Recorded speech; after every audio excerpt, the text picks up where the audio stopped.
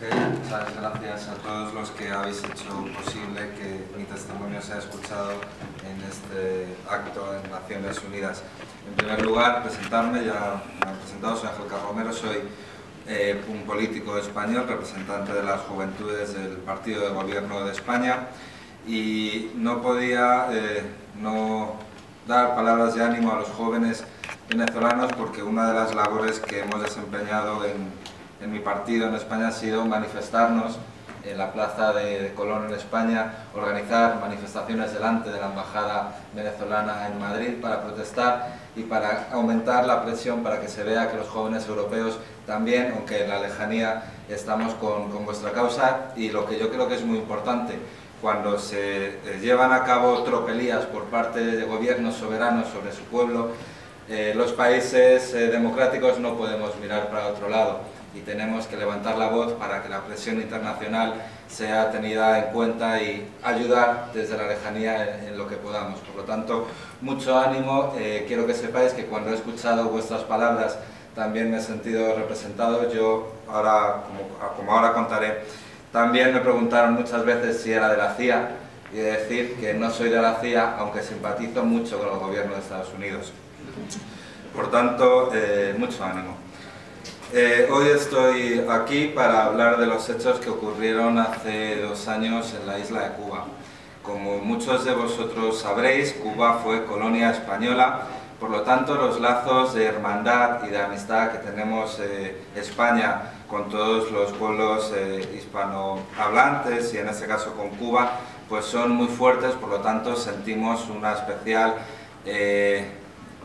importancia, sentimos una especial responsabilidad por lo que en estos pueblos ocurre. Somos muchos los jóvenes políticos de todas las ideologías que queremos ayudar al pueblo cubano, no solo políticos, sino periodistas, incluso ciudadanos normal y corriente que tienen sus profesiones y que sienten la inquietud para ayudar a través de ONGs al pueblo cubano.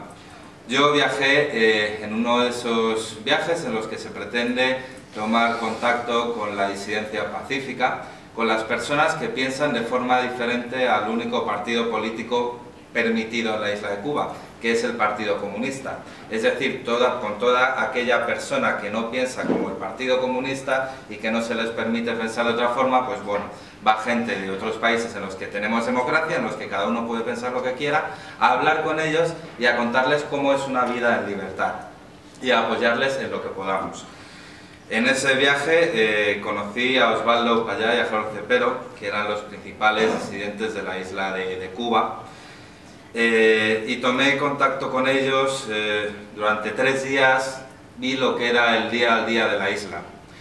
Desgraciadamente, los países europeos, y entre ellos mi propio país, sus ciudadanos tenemos en la mente una isla paradisíaca en la que solo se ven los resorts, los hoteles de 5 estrellas, las playas de lujo, donde hay que ir a tomarse un mojito, a salir de fiesta y a estar tranquilos. Y eso creemos que es la realidad. Todo lo contrario. Durante esos 3 días que estuve en libertad relativa en la isla, estuve en La Habana, pude ver que fuera de la zona turística es un país que está completamente en debacle. Los edificios están caídos, los cristales están rotos, no hay luz en las calles, la gente vive en miseria, están tirados en medio de las calles están sin asfaltar, viven en una completa miseria. Si vemos fotografías de antes de la revolución, de hace 60 años, vemos que se vivía mejor en La Habana hace 60 años de lo que se vive hoy en día. Esa es la realidad y ese es el mensaje que hay que dar, que Cuba es mucho más que Varadero. Cuba es una isla que vive peor que hace 60 años, en la que la renta per cápita de los cubanos son unos 10 o 12 dólares. En Cuba solo viven bien los que viven del turismo, de los que con las propinas de los turistas pueden comprar carne o leche para ellos mismos. Quien vive con el salario normal cubano vive en miseria absoluta.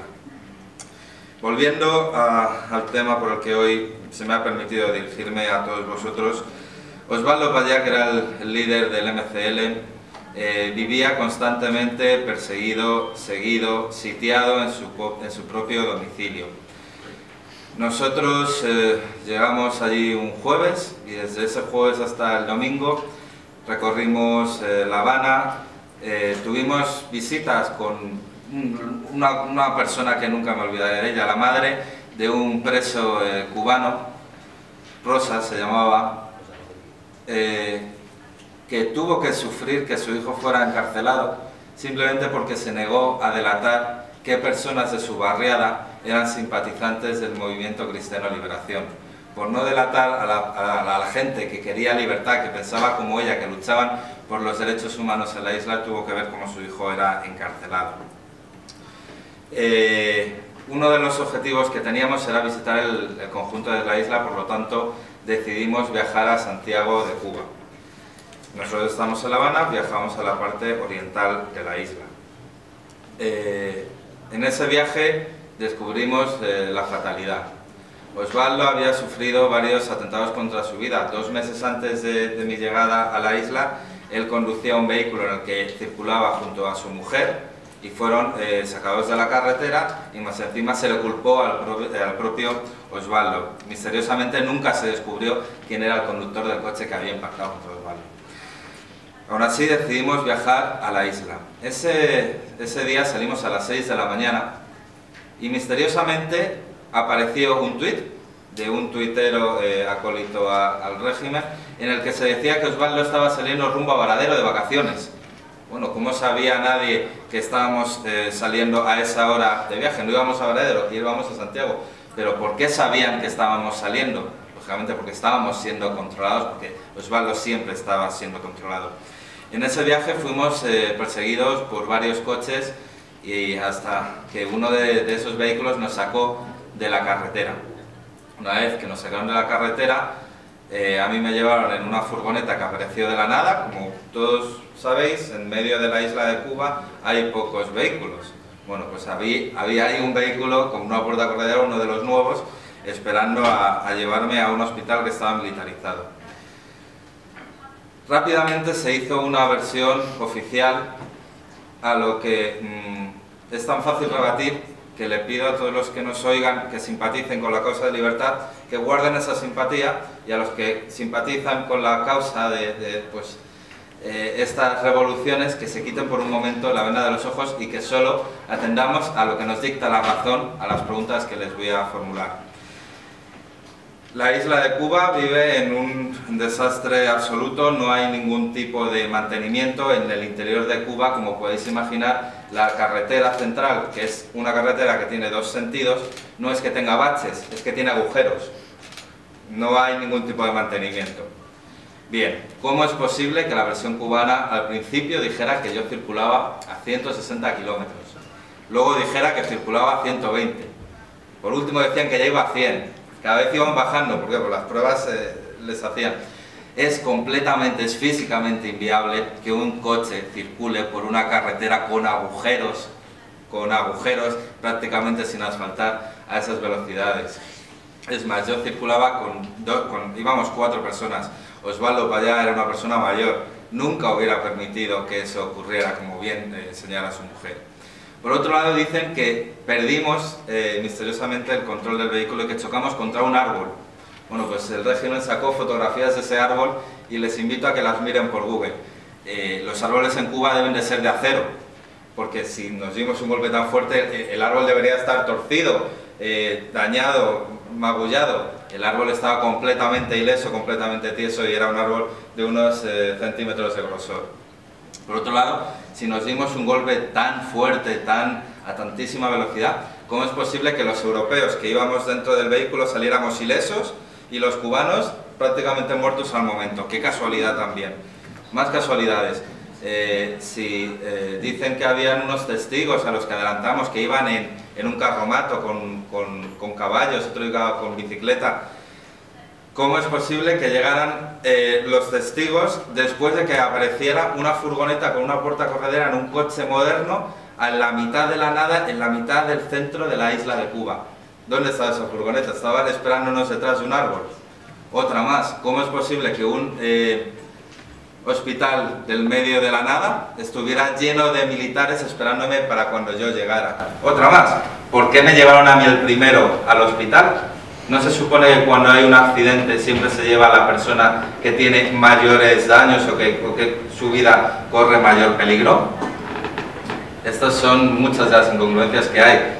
Y es que puedo hacer una lista tan larga. Las fotografías que muestran del vehículo, en algunas aparece un vehículo al lado de un riachuelo, en otras aparece en mitad de como una zona selvática, en otras al lado de un camino. El parachoques en algunas fotos aparece puesto, en otras aparece caído. Los golpes laterales en algunas aparece con el embellecedor, en otras no aparece el embellecedor. ¿Por qué? Si son las fotos que han dado ellos. Es increíble. Y como ellos sabían que estaba muy mal montado todo, orquestaron un juicio farsa. Como sabéis, cuando se cometen tropelías se intentan vestir con justicia, como en el caso de Venezuela, pero se hace de forma tan torpe que las evidencias nos ayudan mucho a defender que es injusto esos juicios a los que nos someten, ¿no? En mi caso, y como el régimen cubano no permite que haya abogados privados, es decir, independientes, tuve que contratar, mi familia tuvo que contratar a un abogado público que depende del Estado. A esos abogados, incluso intentando ser objetivos, viajaron para tener una copia del expediente con las pruebas que habían creado el Estado cubano para enjuiciarme, y no se les dio copia de ese expediente, tuvieron que copiarlo a mano.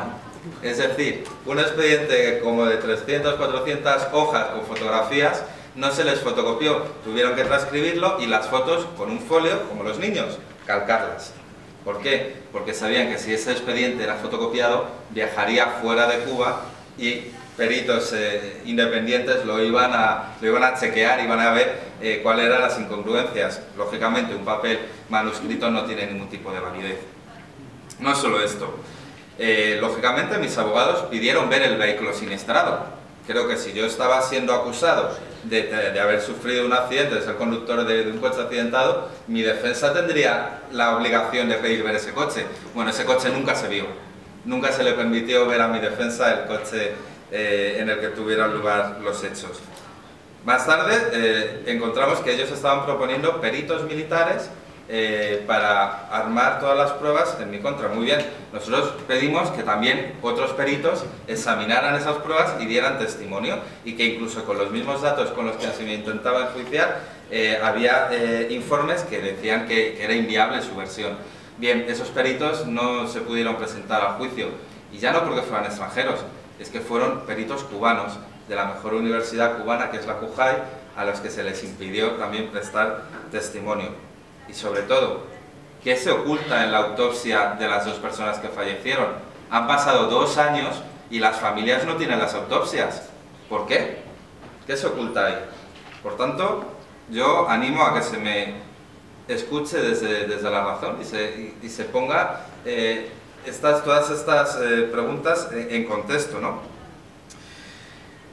Cuando fui encarcelado, me obligaron a grabar un vídeo que está en YouTube, un vídeo que lógicamente no me pude negar a grabar, pero cometieron un error, y es que aunque todos somos hermanos, todos somos hispanos, todos hablamos español, no utilizamos los mismos modismos, no utilizamos las mismas expresiones.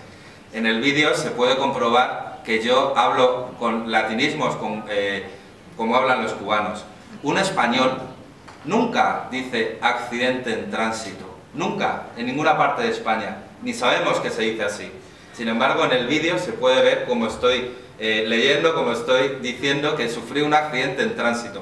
¿Por qué? Porque estaba utilizando las palabras que los militares cubanos me estaban diciendo que dijera. Eso fue un error muy burdo, pero bueno, es completamente evidente. Otra es que el vídeo no fue grabado del tirón, como se está grabando en mi intervención aquí. Iba siendo diferentes tomas en las que iba diciendo diferentes mensajes. Mi única forma de evidenciar que esto era así era el polo que llevaba, que tenía 2 botones abrochados, iba abriéndolos y cerrándolos según me grababan diferentes tomas. Si veis el vídeo, no se dieron cuenta cuando lo montaron, y hay imágenes en las que salgo con 2 botones cerrados y otras que salgo con el polo completamente abierto. Se evidencia de nuevo que no fue un vídeo espontáneo que quería grabar en pleno uso de mi libertad. Para ir concluyendo, porque creo que me he excedido en el tiempo, son muchas las voces que están pidiendo una investigación independiente. Quien nada tiene que ocultar, nada le teme a otra investigación. Si nada hubiera extraño en lo que ocurrió con la muerte de Osvaldo y Harold, serían los primeros del gobierno cubano que abriría las puertas a que una comisión de la ONU, de la que ellos son parte, investigara lo que allí ocurrió. El problema es que sí que hay miedo a que se sepa la verdad, pero bueno, la verdad se puede enterrar bajo miles de kilos de cemento, pero al final siempre acaba floreciendo. Quiero agradecer a todos los políticos que han expresado su voluntad de presionar a Cuba para que haya una investigación internacional. Senadores, congresistas americanos, políticos europeos, activistas por los derechos humanos, a la Comisión, al Parlamento Europeo que también se ha pronunciado, y a todos los amigos que simpatizáis con la causa de la libertad, que simpatizáis con que los derechos humanos deben ser respetados en todos los países y que hacéis de vuestra vida una lucha constante por ellas. Y muchísimas gracias.